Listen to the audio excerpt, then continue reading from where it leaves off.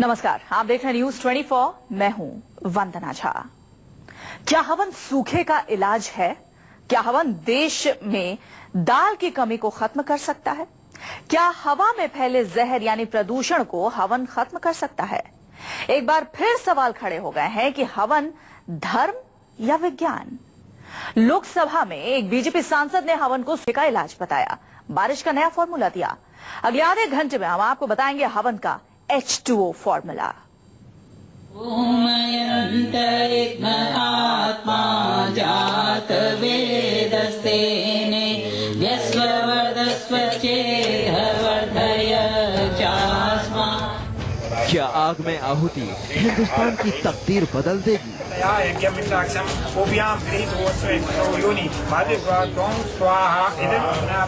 क्या हवन से देश का सूखा खत्म हो जाएगा?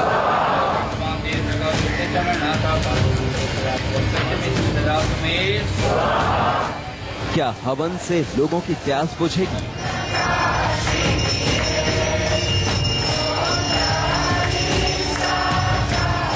हवन कुंड की आग से खत्म हो जाएगा हवा में जहर।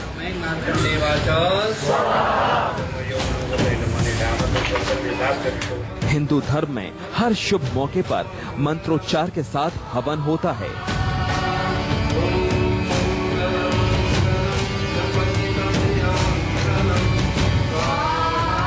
हवन कुंड में घी, अनाज, फल और लकड़ी की आहुति दी जाती है।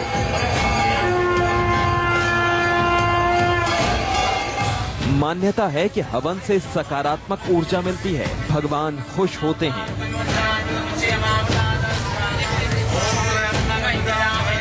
लेकिन हवन कुंड में चलने वाली अग्नि को लेकर विज्ञान और धर्म में हमेशा बहस चलती रहती है।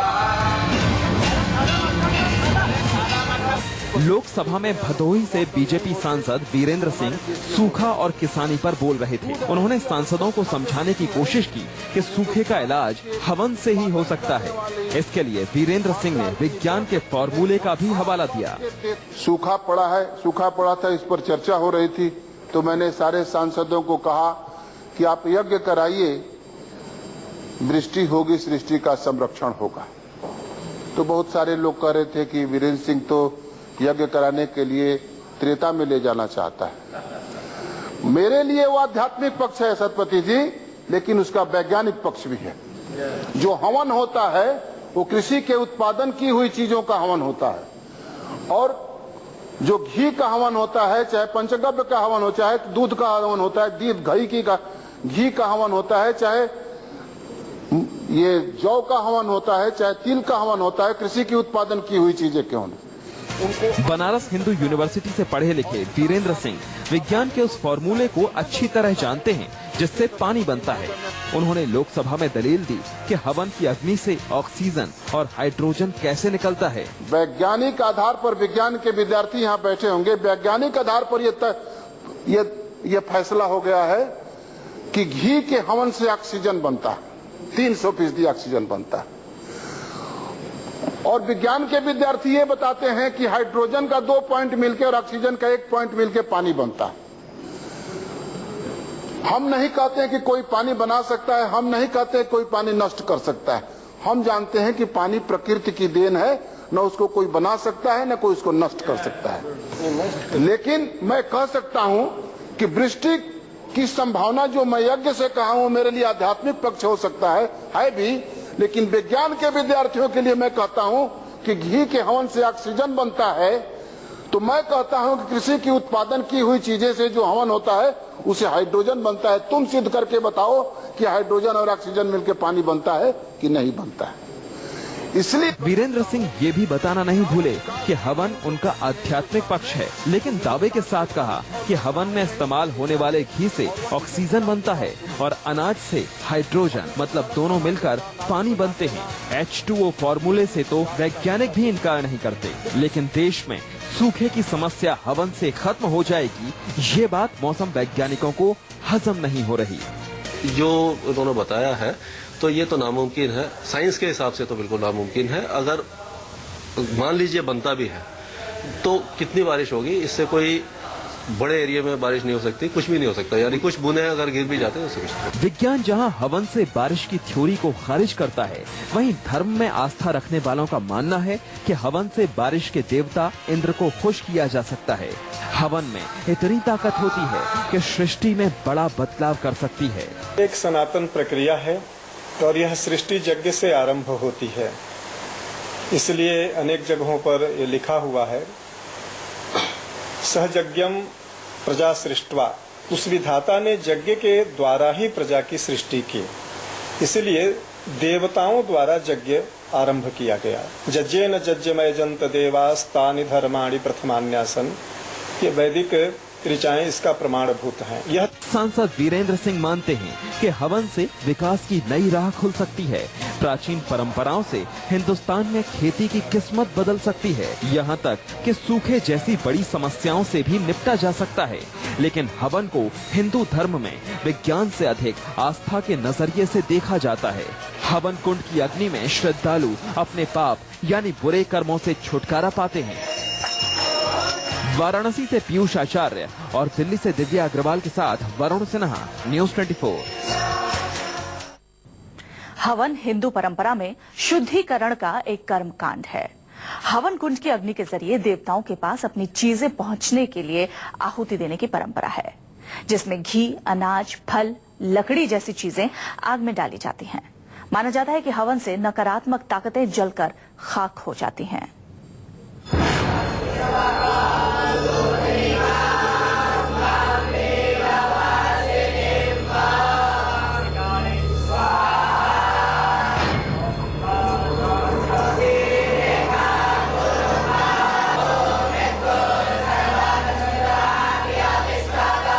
देवताओं को खुश करने के लिए हवन कब से होता आ रहा है, इसके बारे में दावे के साथ कोई भी बताने की स्थिति में नहीं है।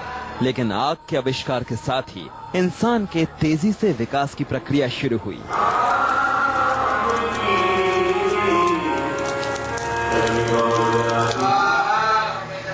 माना जाता है कि तब आग को देवता यानी शक्ति का दर्जा हासिल था। वैदिक युग में अग्नि की पूजा होने लगी।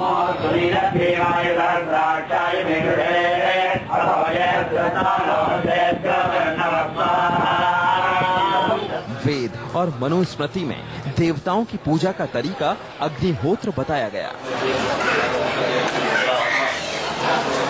अग्निहोत्र यानी हवन दूसरों के भले के लिए किया जाने वाला सबसे अच्छा काम था। यज्ञ के द्वारा जल की वृष्टि होती है, जो वैज्ञानिक तथ्य के आधार पर, क्योंकि गीता तो वैज्ञानिक है, तो वैज्ञानिक तथ्य के आधार पर भगवान गीता में कहते हैं कि यज्ञात भवन्ति पार्जन्यः पार्जन्यात् अन्न संभवा। यज्ञ के द्वारा बादल बनते हैं और उससे जल की वृष्टि होती है, उससे सारी सृष्टि का जो जीव हैं उनका पालन पोषण होता है। तो इस प्रकार से आध्यात्मिक और वैज्ञानिक दोनों ही तरीके से यज्ञ का विशेष महत्व है। यज्ञ के द्वारा सब कुछ प्राप्त किया जा सकता है, अन्न प्राप्त किया जा सकता है, जल प्राप्त किया जा सकता है, वायु की संशुद्धि होती है, आकाश तत्व, वनस्पतियां, सब कुछ निरुपद्रव और दिव्य हो जाती हैं। हवन के जरिए बीमारियों से छुटकारा पाने का जिक्र ऋग्वेद में भी है। करीब 10,000 साल पहले से हिंदुस्तान समेत दुनिया के कई देशों में हवन की परंपरा चली आ रही है।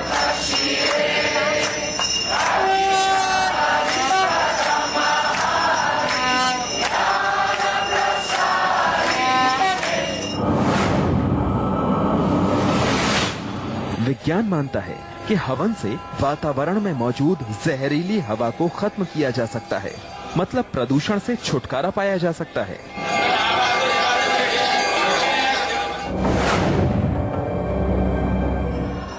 एक रिसर्च में दावा किया गया कि हवन से हर तरह के खतरनाक जीवाणुओं का नाश होता है। हवन से निकला धुआं 94% जीवाणुओं को खत्म कर देता है।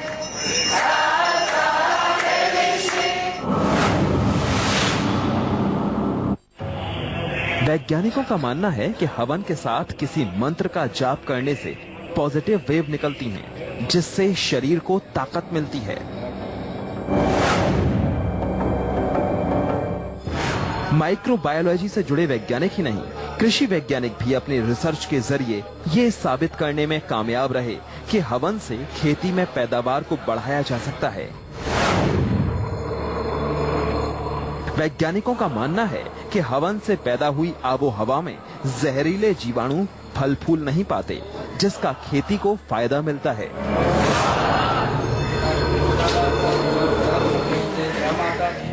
वैज्ञानिकों ने रिसर्च में पाया कि हवन में शामिल होने से लोगों के नशे की आदत भी आसानी से छुड़वाई जा सकती है।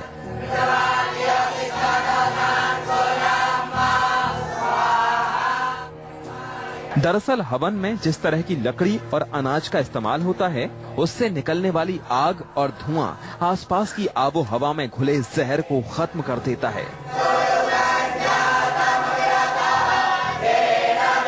ऐसे में हवन जहां धर्म और आस्था की जमीन पर खड़ा है, तो विज्ञान उसके नए नए मायने निकाल रहा है।